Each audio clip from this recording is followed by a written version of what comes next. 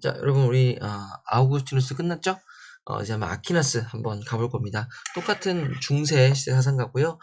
앞서 아우구스티누스처럼 요 양반 같은 경우도 어찌됐건 신이 핵심이에요.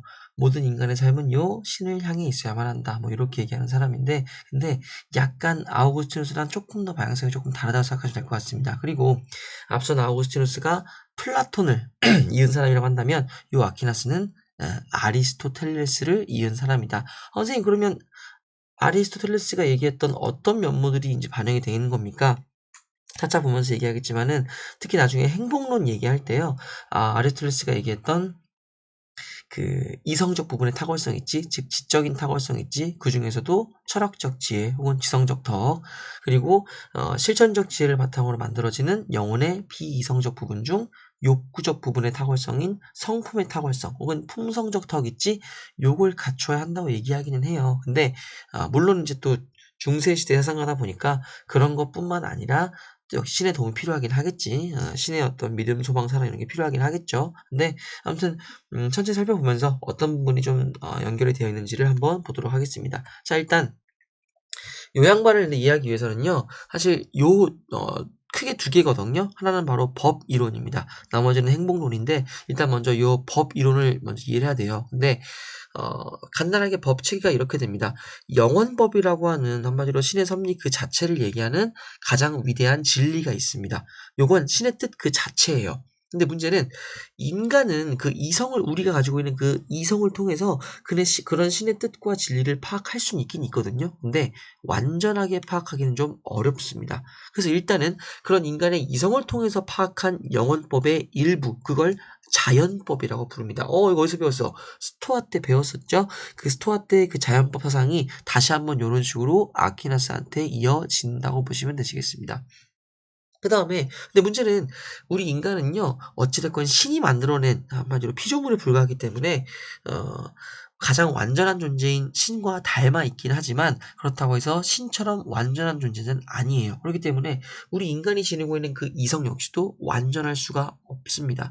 그래서 그 인간의 불완전한 이성으로 파악한 영원법, 즉 신의 뜻의 가장 일부분이 자연법이기 때문에, 우리 인간의 이성으로 파악하지 못한 나머지 신의 뜻은 저 신법이라고 하는 형태로 신의 은총 혹은 어떤 신의 계시 혹은 뭐 성경이나 이런 성서를 통해서 파악된 어떤 신의 진리 이런 것들을 통해 전달되는 게 있거든요. 그래서 어찌됐건 요 신법과 자연법 이 두 내용을 합친 것이 신의 뜻 그 자체인 영원법이다. 한마디로 영원법으로부터 신법, 자연법 두 개가 분리돼서 파생되었다. 이렇게 일단 보시면 될 것 같습니다. 그리고 이러한 이제 자연법을 토대로 또 이제 실정법이라는 게 나오거든요. 요 실정법은 뭐냐? 한마디로 오늘날 우리 사회에서 우리 국가 혹은 국가 공동체가 우리 어떤 사회를 질서 있게 잘 다스리기 위해서 만들어진 그런 법률들 있죠. 국가의 헌법 같은 거 있죠. 그런 헌법들을 실정법이라 부르는데 요 실정법 역시 자연법을 기반으로 하고 있고 근데 이때 자연법은 우리 인간이 이성을 통해서 파악한 영어법, 즉 신의 뜻의 일부이기 때문에 이 국가의 모든 법률 역시 실제적인 법률인 실정법 역시 이러한 신의 뜻인 영어법의 영향을 받아 있다. 이렇게 보시는 게 좋을 것 같습니다. 자, 일단 책에는 이렇게 설명을 했는데 자세한 그 내용을 하나 살펴보도록 합시다.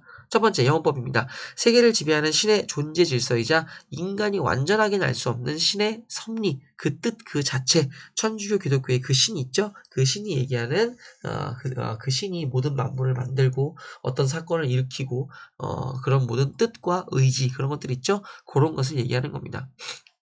다시 한번 얘기하지만 이 아퀴나스 같은 경우는 어찌됐건 기독교 천주교의 신이에요. 그렇기 때문에 이때 얘기하는 신은 뭐 스토아 때 배웠던 그런 자연 법칙으로 신이 아니라 정말 기독교 천주교적 신이라고 생각하시면 될 것 같습니다. 그 다음 신법입니다. 신에 의해 주어진 법인데 한마디로 우리 인간의 이성을 통해서 완벽하게 그런 영어법을 파악하기 어렵기 때문에 신이 자기의 뜻을 좀 더 완벽하게 파악을 해라. 약간 이런 의도로 어떤 인간의 이성을 통해서 파악되는 것이 아니라 은총, 성경, 그다음에 계시 이런 것들을 통해서 주어지는 그런 신의 뜻이 또 따로 존재합니다. 요걸 신법이라 부르는데 뭐 크게 중요한 것 같지는 않아요. 그럼 제일 중요한 건 뭐냐? 바로 요 자연법입니다. 한마디로 선악을 구별할 수 있는 인간의 이성을 통해서 파악한 신의 영혼법의 일부이자 우리 인간한테는 하나의 도덕 법칙, 그리고 우리 인간이 마땅히 따라야 할 의무로서 다가오는 것, 요걸 자연법이라고 부릅니다. 앞에서 배웠던 그 스토아의 자연법 있죠? 그것과 단어가 똑같긴 한데 성격도 매우 비슷하긴 해요. 어찌됐건 가장 완전한 진리이자 섭리인 그런 운명 혹은 신적 이성의 법칙, 그걸 우린 자연법이라 부르기로 하잖니, 스토아에서. 근데 여기서는 조금 더 그걸 비판적으로 개성했다 보시면 될 것 같습니다. 어찌되건 근데 우리 인간의 이성을 통해서 파악한 신의 섭리이자 뜻이다, 이렇게 보시면 될 것 같아요. 그래서 이런 자연법은 영업법을 기초로 하고 있는 것으로 신이 그 인간을 인도하기 위해 마련한 보편적인 도덕 법칙이다라고 생각하시면 될 것 같습니다. 그리고 우리는 이 자연법의 구체적인 내용이 어떤 식으로 구성되어 있는지를 이따 뒤에서 한번 보게 될 거고, 그 자연법의 내용이 나중에 생활과 윤리에서도 가장 많이 빈출되는, 그게 뭐 동물윤리든 환경윤리든 뭐가 됐든 생명윤리든 뭐가 됐든 간에 무조건적으로 계속해서 반복해서 나오는 자연법 이론이 요 아퀴나스 거라고 생각하시면 될 것 같습니다. 자, 그다음에 실정법 혹은 인간법이라 부르는 것인데, 이 자연법을 기초로 하는 것으로 추상적인 그 자연법을 구체적으로 해석한 각 국가와 사회의 법률이라는 겁니다. 그럼 일단은 이렇게 체계를 보긴 봤는데, 선생님, 그러면 자연법은 왜 추상적이라고 얘기를 하는 겁니까? 한번 여러분, 추상적인 게 뭐죠? 뭔가 모호하고 구체적이지 않고 뭐 그런 것들 얘기하는 거겠지?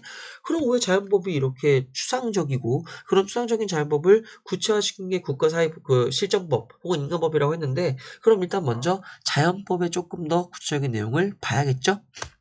자, 일단 먼저 자연법을 관통하는 가장 최고의 원리가 있습니다. 바로 선을 추구하고 악을 피하라 라는 원리가 바로 가장 보편적인 제1의 원리라고 보시면 될 것 같습니다. 근데 이건 뭐냐면요, 결론적으로 얘기하자면 이때 선을 추구하고 악을 피하라는 말 중에서 선을 추구한다, 이건 뭔 말이냐면요, 인간의 본성 그리고 혹은 자연적 경영의 질서를 따르는 것이 곧 도덕적인 의무이고, 그것에 따라 살아가면 된다, 요런 원리를 얘기하는 거거든요. 그럼 또 여기서 의문. 선생님, 그럼 인간의 본성을 따르는 것이 이 선을 추구하고자 하는 자연법의 명령이라고 하는 건데, 그럼 그 인간이 가지고 있는 본성이 뭡니까?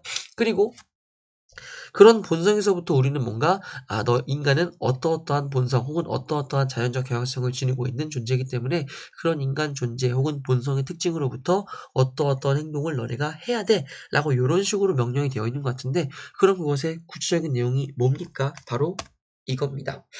인간은 여러분 크게 동물적 존재 그리고 이성적 존재로 나눌 수 있어요.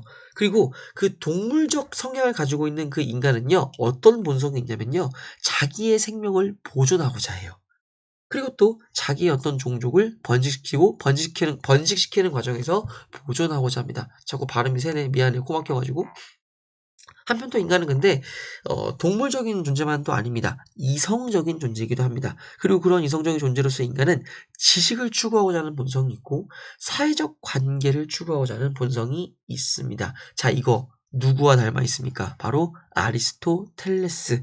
인간의 영혼을 이성적 부분과 비이성적 부분으로 나누고 각각의 부분으로부터 인간의 탁월성을 얘기했던 텔레스 형 있죠? 그 텔레스 형이랑 다를 게 뭐야? 먼저 동물적 존재를 얘기한 다음에, 그 다음에 인간을 이성적 존재로 보고, 그런 인간의 본성을 지식을 추구하는 존재 그리고 사회적 관계를 추구하는 존재로 나눴지. 그럼 이때 지식을 추구하는 건 뭐겠어? 텔레스 형이 얘기했던 지적인 탁월성 중에 진리를 인식하는 부분과 관련되어 있다는 겁니다.